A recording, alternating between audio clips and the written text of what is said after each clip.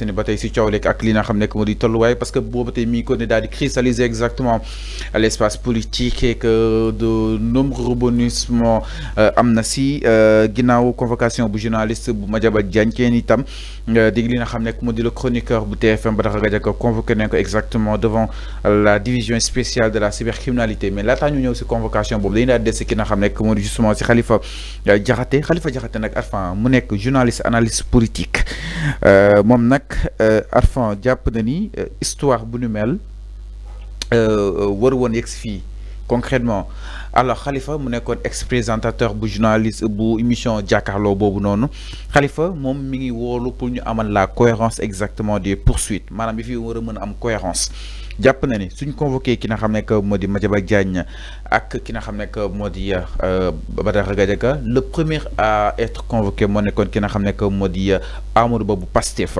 donc juste exactement ces propos la logique voudrait alors que Amadou Ba de Pastef dont les propos ont été interprétés par le patron de Avenir Communication suivent pour le respect de l'histoire ñu woolu ko si kanam yoon ak wala daal di koy déglu si cadre yi nga xam ni itam wax na ko alors le journaliste Khalifa Diakhaté mi ngi woolu que ni DC di la division spéciale de cybercriminalité mu daal di amal tëddee ñaaxaandaay tëddee ndey ji seex yamale ñu nekk si opposition bi comme ñu nekk si pouvoir bi exactement waaye itam muy daal di rappeler encore une fois la liberté d'opinion dans les limites du respect des institutions et de la privée et de la vie privée n'est pas négociable alors enfin naka la daal di jàngatee justement cette sortie de Khalifa Diakhaté mu daal di meex lool par rapport ak aujourd'hui ñi nga xam ni itam noonu leen convoqué Amadou Ba ñu convoqué Madiambal Diagne convoqué ki nga xam ne que moo di Badara entre autres jàpp na ni nag DC nii mu doxalee nii avant tëddeewul li nga xam ne que moo di ko impartial c'est-à-dire koo xam ni itam day ji seex ñaaxaanaay la daal di tëddee. xam nga Fallou Sénégal dafa bëri ay nit yu malhonnêtes. Il y a des gens très malhonnêtes. C'est un analyste. dama ne c'est des gens très malhonnêtes. Très malhonnêtes. Tu sais pourquoi? La différence entre les propos de Amadou Ba et les propos de Badara Gadiaga, c'est quoi? Est-ce que des gens ont regardé cette émission? Non, Fallou. Est-ce que les gens ont regardé cette émission? Mais il y a une très grande différence. Amadou Ba, Fallou, li ma wax ni wax naa ko ci émission. A été traité. Je crois que la vidéo est virale. Damay répéter la même chose li ma wax. Il y a une très grande différence entre les propos de Amadou Ba et les propos de Badara Gadiaga. Badara Gadiaga a interprété ba waxuloo justice lu mu waxul dafa ne ma commencé moom ci moom Badara Gadiaga dafa ne justice moo daan Ousmane Sonko te ba muy daan Ousmane Sonko ci corruption à la jeunesse dafa ne Ousmane Sonko yow yaa dugal xale bu ndaw nii di ko defee lii Badara Gadiaga moo ko wax c'est très grave waxuloo justice lu mu waxul moo tax fii ma décortiquer ko ma ne la dossier boobu chambre criminelle lañ ko yóbbu foofu la déparé te bu ñuy attee chambre criminelle moo attee dossier bi mais chambre criminelle moo ne Adji Sarr yow kenn violé wu la te man mii di wax man Arfan dama nekkoon ci salle boobu keroog ci jugement bi j'étais là-bas jusqu'à 3 heures du matin man mii en tant que journaliste di couvrir loolu te yow tu peux m'en témoigner juge bi moo jàkkaarloo Adji Sarr ne ko yow kenn violé wu la juge bi moo ne Adji Sarr yow kenn menacé wu la de mort képp ku ñu attee ci chambre criminelle délibéré ne la yow kenn violé wu la yow kenn menacé wu la léegi lan moo siy topp normalement chambre criminelle bu waxee lii ba pare lan moo siy topp. mais yàlla non amul musuma chambre criminelle du rabattre di dem ci leneen. la qualification des faits. mënul requalifier des faits fii. moo tax ma ne la le magistrat qui a jugé l'affaire là il a dit n'importe quoi loolu amul. requalification pour dire quoi chambre criminelle lan la ñuy juger du ay crime. mais mën nga jëlee ci crime yóbbu ko ci délit. délit lan ban délit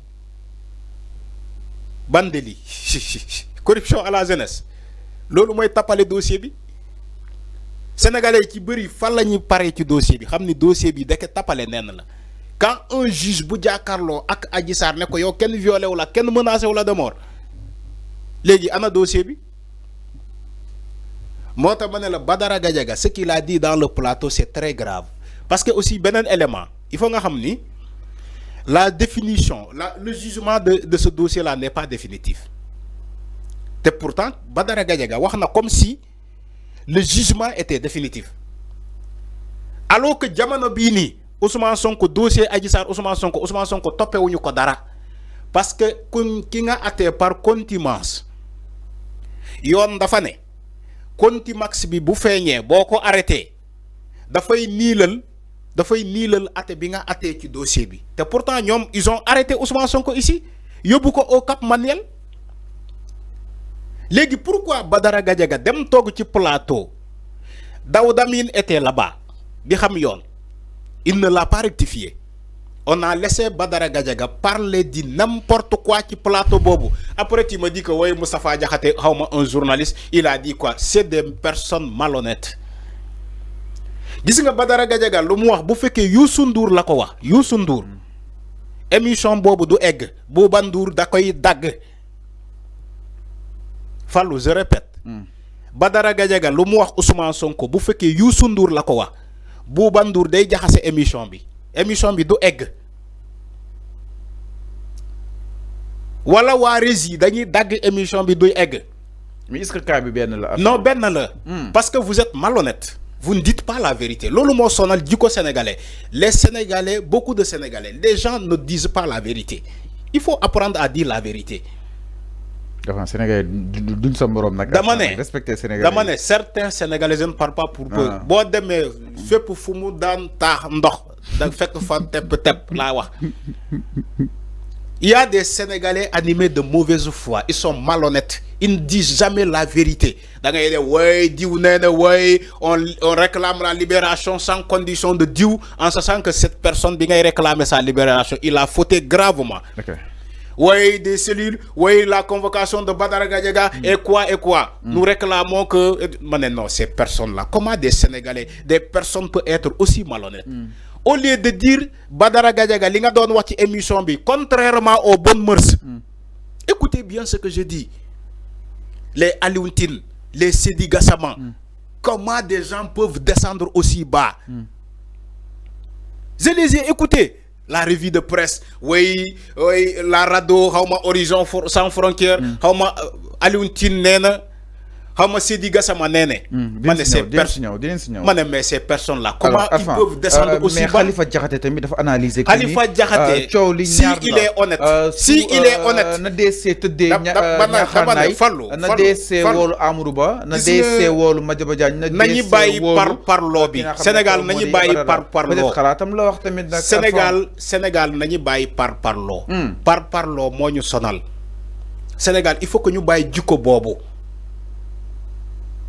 ñun dañoo bëgg parloo Sénégal parloo moo sonal Sénégal ma ñëw may ma rek wax seen xalaat dama ne ak doxinu yoon un journaliste bi nga wax nii un journaliste mais am nañ droit wax seen xalaat à fond non dama ne fekkee danoo sa xalaat gis nga sa xalaat kenn bañalul Badara Gadiaga te convoqué wuñu ki nga xam ne moo di Amadou Ba débat bi ñoom ñaar la woon Fallou kenn bañalul kenn mu joxe xalaatam kenn bañalul kenn même yàlla si boppam yàlla bi sàkki àdduna bi daf ñuy bàyyi ñu joxe suñu xalaat yàlla ñun boo xamante su ko neexoon tey kenn du bàyyi kenn mu joxe xalaatam mais yàlla dafa ñuy bàyyi ñun ñu joxe suñu xalaat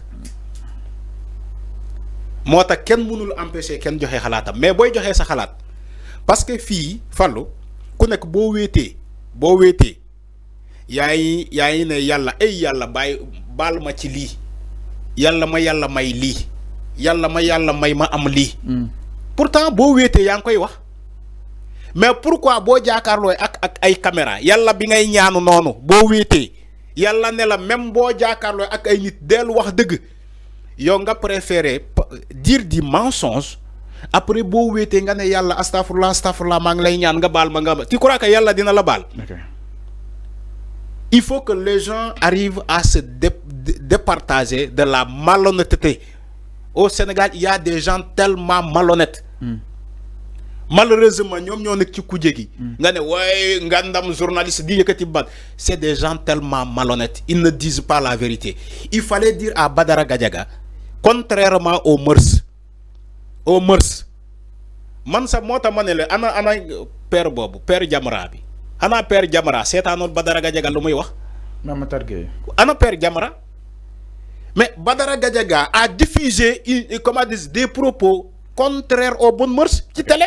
ok alors enfin. dugal xale ci néeg di ko lan.